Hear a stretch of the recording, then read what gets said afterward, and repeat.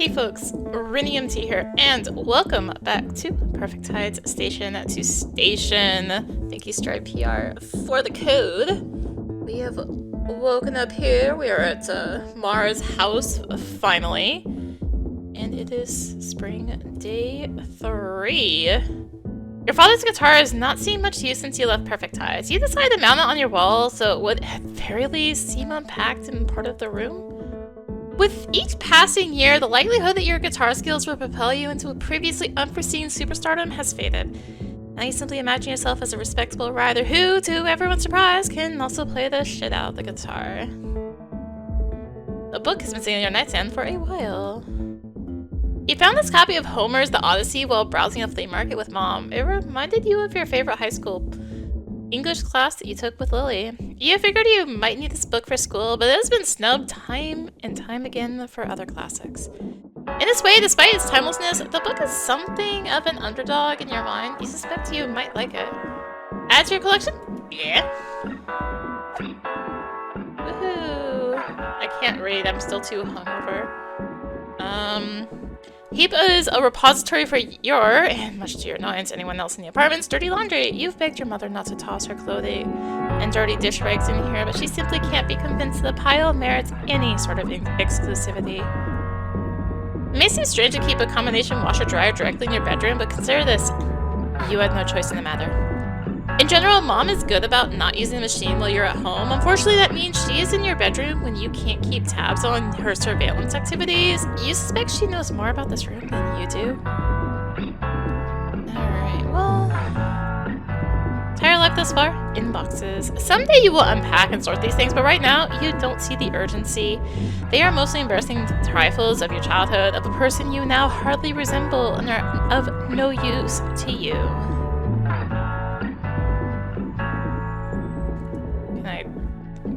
Oh, that way. That's the closet. Okay. You linger outside your bedroom door for a moment, hoping Mom will turn to acknowledge you. When she doesn't, you decide she's being unreasonable. Fine then! You don't need to talk at all. Unless she wants to. Computer. Should probably talk to Mom before you get on the computer. Don't need to use the bathroom right now. Sunshine the Parrot appears to be in good health, though he has undeniably changed since his move from Perfect Tides. For one thing, in the absence of wildlife, his mimicry of the local bird population has become hollow. Sure, he'll still rattle off the familiar songs of warblers and thrush, but these calls are now peppered with train whistles, backup beeps and from construction vehicles, and the voices of assholes yelling in the street. TV? No. You have no reason to your Mom's bedroom. Mom, hi dear. Didn't hear you come in. Come out. Sure, Mom, whatever.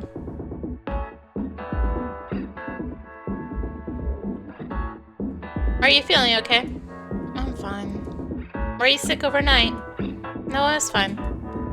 You don't mean to sound snippy with Mom. You don't mean to be snippy with Mom. She did rescue you from the station after all, and she was kind enough not to give you a lecture after you hurled puke from her passenger door. But that may be exactly what you're mad about. Through her concern, she manages to dance around what you both know to be true, that you've badly disappointed her with your behavior. Can't you be a little mad, at least enough to make you defend yourself? Instead, you're forced to assign weight to your own indiscretions, a maximum for which has not been found. Look for hangover cure. Do we have any food? There's a delay between your question and Mom's glance. She seems surprised at your eagerness to change the subject. There's cereal in the cabinet. I got peanut butter puffs. A lot of peanut butter puffs. You mean? Yep, Timothy gets in tonight. You haven't seen your older brother since the holidays. Amidst your family's move from Perfect Tides, he enrolled in an out-of-state college to study computer engineering. You have to admit, the distance has been good for both of you. You even look forward to seeing Timothy now. For a day or two at least. Then the air becomes smothered and you feel your old nasty sibling tendencies returning. Does he have to sleep on the couch? Unless you want to share your room with him. Do you want to share your room with him? Your mother's face betrays a subtle grin. Oh, he'll be comfortable in here. Okay, Mom. Shut up. Well, I guess the morning is kind of a wash. What about lunch? We could go get pizza. Oh, I can't eat just yet, but I'll give you money if you want to pick up a pie. I've got money. My paycheck just came through. No, dear. It's the least I can do, Mom. Get you some cold pizza for later. Alright, Timothy will probably want some too, so... Yeah, I've got it. Plain pie, no chick ingredients. Thanks, dear.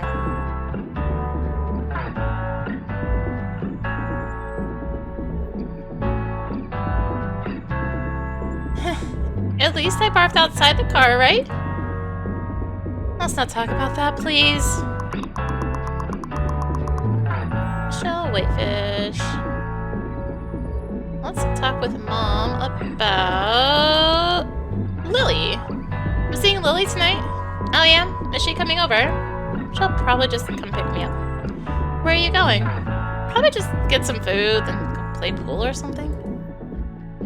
Mom, I'm not gonna get drunk again. Just let me live my life. I didn't say anything. Say a thing.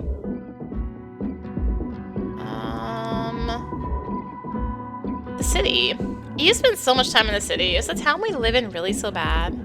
Mom, there's so much going on in the city. Nothing happens here. That's not true. We had the street fair last weekend. There's a street fair like every 5 seconds in the city. But isn't it dirty? Sure, but so is this place. We live down the street from a plastic factory. What about creepy men? Do you ever get followed? No, Mom. No one even pays attention to me. What about crime? A lot has changed since you were my age. The city doesn't even have peep shows anymore. They're about to ban smoking in bars. Like the bar you were smoking at last night. I wasn't smoking, I was just absorbing the stink of the city. Whatever, you'd rather smell like a party than a car dealership, and Mom will never understand why. Movies. You know what I just bought on video? Catch Me If You Can. Oh nice, did you get the DVD? No, I got it on tape. Widescreen or pan and scan? Does it have the black bars? No, I hate those. The movie looks too small. Mom, how can you watch such butchered versions of your favorite films? Do you still watch those blurry bootleg recordings on your computer? That's different because I'm not paying for a bad experience. Well, you didn't pay for the tape either. I guess everyone's happy. Anarchism. Things are so bad under this president, the election can't happen soon enough. You know, there are more direct forms of political engagement than voting for a president. What are you talking about? Voting is how we make ourselves heard. Then why do we only get 3 choices? What do you mean 3? Are you planning to vote for a third party? The flame behind your mother's eyes catches you off guard, knocking loose to tamp down the fear of parental punishment. No, I'm not. Thank God. I won't vote at all. Mara! How dispiriting. After talking to Andrew last night, you'd figured more productive conversations with about anarchism would follow. But you quickly hit a wall talking to Mom, even though you share her resentment for those in power. It seems there is something more fundamental in your disagreement, a trust, or lack thereof, of elected officials to do the right thing. Changing hearts and minds is not as simple as it seems. Level up! Alright, music. Hope you don't mind. I was reading your latest Music Superhighway magazine. What? For real? It had that cover with Yoko Ono, so I was intrigued. Of course. The Radiohead interview is good too. I like the album of theirs. Which one? They've been around for like a decade. The one with the electronic piano and all the irregular timing. Mom. Everything. That's how it goes, right? This is your favorite kind of conversation with Mom. It's sweet how she strains to peer over the ledge into your world. It's also reminded that Mom has a passion for music that predates you. You often forget since she brings it up so rarely. Do you still have that keyboard? Think you could play some Radiohead? Oh no, that broke down years ago, and I haven't played in ages. Let me know if you ever want to start a cover band. I'll work on my Tom Yorkian mewling. Sure. Music level up. Sex. Although Mom suspects you are sexually active, it's a topic you've been avoiding for ages. Longer still than the volatile topic of Adam himself. Right. Drugs. You can't think of any good reason to bring up drugs to Mom. She doesn't even suspect you use them. You credit this to a long-held personal moratorium on smoking at home. Even lighting one up in the parking lot is far too risky. Of course, you've never had the money or connections to reliably buy weed. As Chris Rock might suggest, your discipline only reaches as far as your options. Right. So those are just, of course, fan topics with Mom. Bathroom. You don't use the bathroom. No reason. You're pretty famished. Better eat before you sit down. Fine. Besides one area of discoloration in the upper right, the TV set has not changed since your days on Perfect Tides. You're both frustrated and astonished at your mother's success in raising 2 children to adulthood with a single ancient TV set, never springing for one of those picture-in-picture models, which would have allowed one sibling to enjoy the content of the show at full size with limited visibility, while the other sibling watched a tiny version of their show in the corner of the screen with no sound. You still think this would have saved you and Timothy a lot of grief. Sure, he would have made you watch the tiny no-sound version every time, but at least you'd have found comfort in his own diminished experience. A massive missed opportunity in the realm of sibling fairness. Let's go. That's the station. Where can we go? Only there. This corridor leads to city-bound train platform. The boys are hard at work below ground at what you cannot say, but almost certainly of greater consequence than anything contained in the story of Mara Whitefish. Hey! Hi! Do you have any cheese pies already made? Yeah, we have one. But would you rather have a fresh one? We're making some right now. No, I'll take the old one. That one's good. The pizza is perfectly coagulated after sitting in its own sweat for an hour or 2. Cannot imagine a more perfect food. $12.99. Bargain! Thanks! This pizza was the first lunch you and Mom had together after moving to the mainland. It was exactly what you both had needed after a miserable day of packing and unpacking. Still tastes just as perfect today. They have never failed you. How can the best pizzeria on earth exist right next to your mom's apartment? You luxuriate in the mystery. The sun on your skin is incredible. It's just some sort of a mild late spring day at the dawn of summertime that sets your mind dreaming. For your whole life, school was a prison, but in the summer, it can't touch you. You are free. Freedom. University is not nearly as oppressive as those high school days. You're allowed to dream within your academic confines. Your work has a purpose that is, for the most part, your own. Still, phantom demands tighten around your neck. They cannot be satisfied because everything you do is an implied promise for more. You suddenly feel depleted and you're not sure why. Alright, you better call Adam before this day gets busier.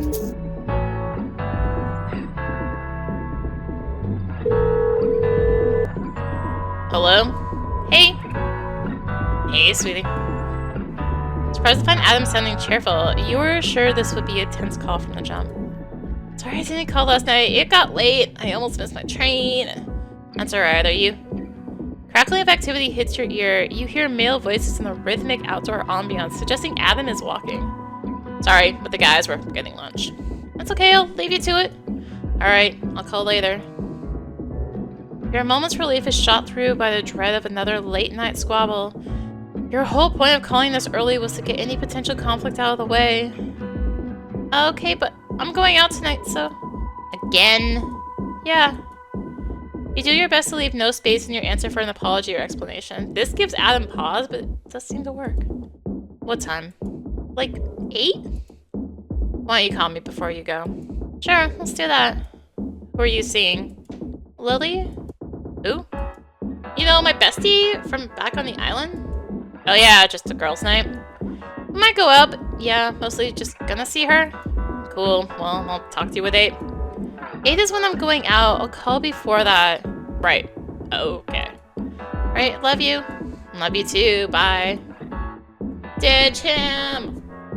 It's a shame you have a no weed. It would have made that pizza taste extra delicious. Would have made the sun feel extra good. You better get to work. You have a few hours before you need to call Adam back and Lily picks you up. And a paper that's due tomorrow? I guess that's... Pick up the box with the remaining pizza slices. A heat just above room temperature makes contact with your arms and chest, delighting the senses. Cool, so I have the pizza now. Wouldn't want to leave that behind.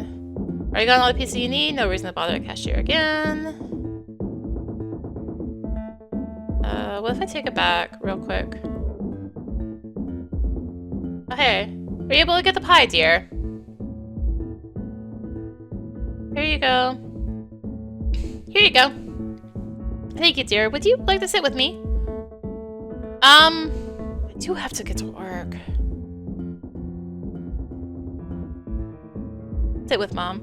Although your schoolwork is gnawing at you, you figure you owe Mom a few minutes of your time. Besides, you plan to spend the rest of the evening with Lily? Yeah, sure. Good, right? Always. So, apart from the sickness, how was the night? Your first impulse is to turn inward to avoid interrogation, but Mom seems to be asking in good humor, inviting you to respond in turn. When you actually consider your answer, you realize it was mostly a good night. Going to the reading and ending up at the bar with Andrew and his friends was something of a miracle. Really good, actually. We were at this reading and, actually, let me back up. So Daniel and I were walking to school yesterday morning. You had breakfast at his house? At the diner. Okay, good. As long as you ate. I always eat, Mom. Look how fat I am. You seem thin. So we're walking and we see this guy and I'm like, is that who I think it is? And sure enough, it's like, it's this writer we both really like. Wow, who? Andrew Stern? You probably don't know him. He's like this blogger. No. Well, trust me, it's a really big deal that we saw him. How nice. You always hear about spotting famous people in the city. Have you ever seen anyone?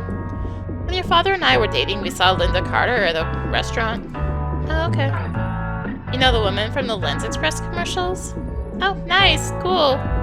We didn't talk to her, though. I was too embarrassed. I was too embarrassed to talk to Andrew either. But Daniel has no such restraint, as you know. He isn't shy. So we shouted out to Andrew, who turned around and we introduced ourselves, and he was really nice. Aw. He invited us to the reading, so that's how we got there. That's where you... Never mind, the reading was good. Yeah, it was awesome, and Andrew said I could write something for the next reading. Aw. Which I'm definitely gonna do. You have time for that, on top of school and work?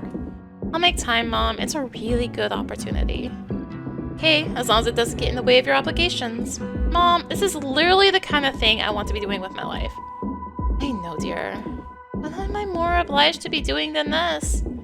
You're right. Grandma sends her love. How's her leg?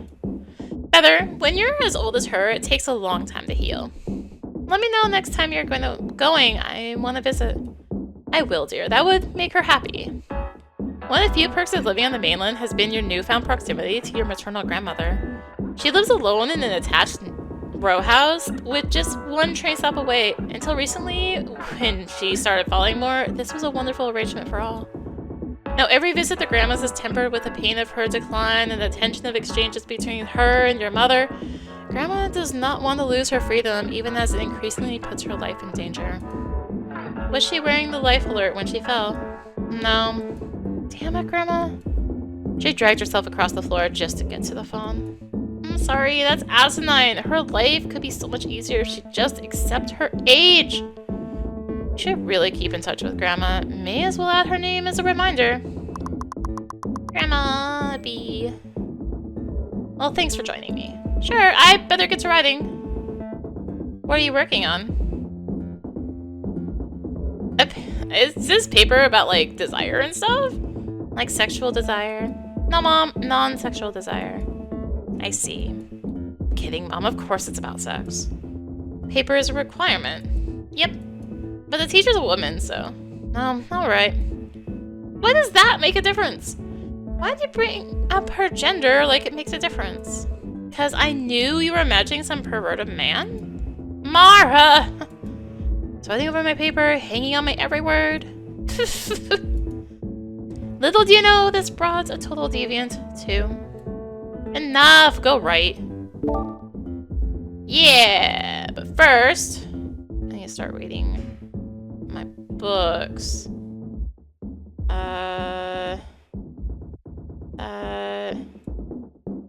Let's read Against Interpretation. Yes. Bunch of essays demanding new approaches to art criticism. Although you've previously had trouble engaging with critical theory, you find it easy to dive into Sontag's writing on art and how we approach it. In fact, Against Interpretation's titular essay is a pleasure to read. Sontag argues that critics too often turn analysis into autopsy, mining art for its meaning and themes, rather than engaging directly with the form. Sontag begs the critic, and by extension the critic's aspiring masses, to appreciate the sensuous surface of a work of art, rather than digging ever deeper for the content within. You find her argument both radical and substantiating, knocking loose some of your itchiest thoughts on the subject. You're certain that Daniel, a dedicated curmudgeon, would be stirred by this writing. Alright, so that's that. I guess I just use this computer. Sorry, work! I wanna hang out with my mom. Alright. Oh gosh, the Windows Explorer icon. Oh man. Web. Decide to kill a few minutes on Terrible Talk, a website that is capable of sucking up entire days of your waking life in the blink of an eye. The website's front page consists of comedic and acerbic articles by the website's founder. These pieces poke fun at internet culture and its many actors, often skewering content and users from the TT community. But TT's primary draw is its massive internet forum, carefully divided into subforums by topic and heavily moderated to filter out newbies, trolls, and generally unserious posters. Even, or especially, though your day is brimming with obligations, you are tempted to get in the word edgeways on Screw Your Music, your regular subform of choice. Read the forum? Sure. You quickly find a thread that, since yesterday, has amassed over 200 replies. Here, a poster with a 2003 registration date has made a total fool of himself relating the dissolution of a 3-year relationship. It would take at least an hour to read everything here, so you skim through the original story and gather just enough information to form your opinion. But it is not yet time to post. Since yesterday, the guidelines for this particular TT subform have been updated. The mods assure you it is very important to read them all before posting. Any violation of these rules could result in a days-long probation or an all-out ban. After reading through the new rules twice, you realize your planned reply is in violation of at least 2 of them. Well, that's probably for the best. You can do better than that. You decide to read some of the other replies while you assemble your thoughts into a more appropriate comeback. This decision leads indirectly to a deep dive of another user's posting history. You spend a great deal of time here before remembering the topic at hand. To your dismay, there's almost no time left to actually post anything. You do your best to jam out something both clever and incendiary before you need to leave. When the result is satisfactory, you hit post. But that didn't screw my schoolwork. Reread your reply. Maybe you shouldn't have said all this. You eat up a little more time refreshing the thread, hoping your retort will be acknowledged and rewarded. After an agonizing few minutes, 2 new replies appear, but neither makes reference to your post. Time to go now. You have to take this feeling into the night. Search. Is there... Grandma B. To your great surprise, your grandmother has no presence on the internet at all. Your mother doesn't use the internet for anything other than email correspondence. There's no evidence of her on the internet. John Klein? John Klein's website is the first result above a predictable number of interviews and blog posts highlighting his work. You navigate to the website.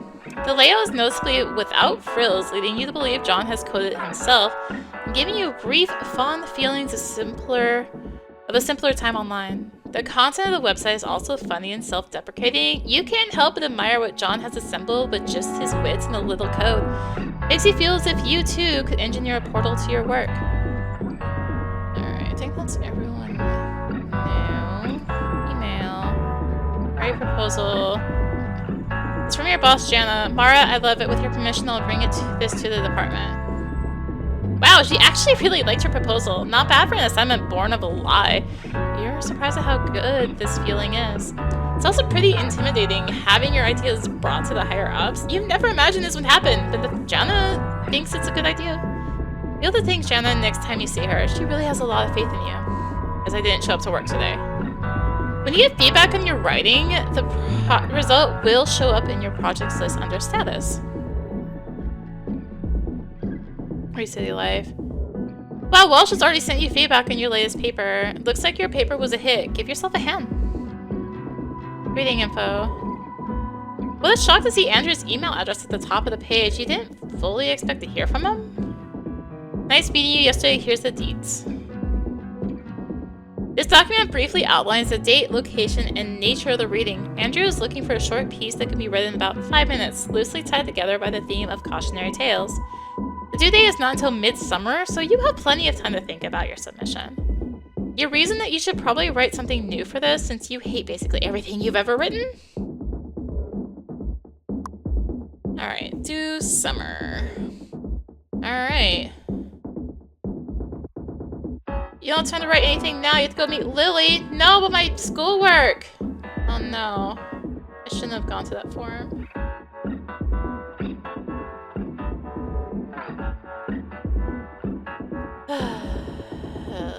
I'm like regretting that right now. Is there... Sage just melts away, the sun's already setting. Lily will be downstairs any minute to pick you up. You better not get going. There, load, autosave, yes. Okay. Hold up. What if I just go to work this time? I really need to write this paper. For school, yeah. Okay, Mara, don't let me keep you. Your schoolwork takes priority. Feel bad. What can you do? There's no telling how exactly how long it'll take. Okay, so it's like the same thing. I'm just gonna load that autosave again then. Hold up. Grab this. Go back. Okay, I will hang out with Mom because I feel bad. No! No! I clicked the wrong thing. Arg. Thank you, autosave. We'll get there eventually. Read the form? No. Let's do that search again. John Klein was the only interesting one. And email. Reread all the emails. It's gonna tell me, like, hey, status, great. Proposal. Reading info. That again. That's due in the summer. Alright. Let's write. Universal desire. Alright, easy enough. Try not to repeat yourself. Alright. Okay, main topic is gonna be sex. Okay, primary.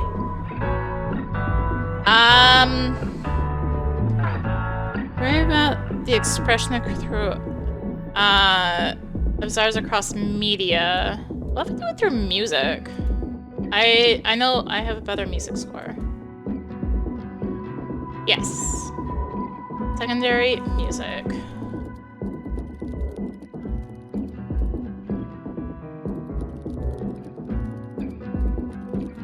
I didn't want to skip on my work.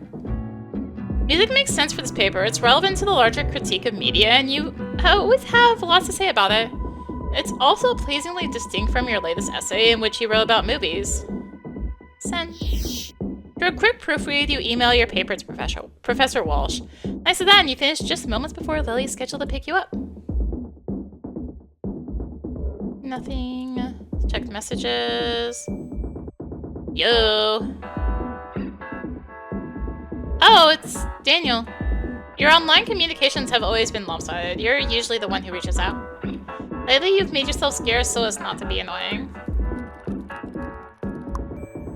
What's up? Oh, man.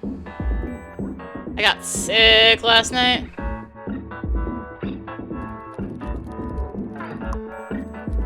Oh, no. Did you barf? Yup. How about you? Oh my god, I barfed too. Right out of my mom's car. What? She mad? Kind of. But hey, it's my body. Yeah, Mom. Your body, your choice.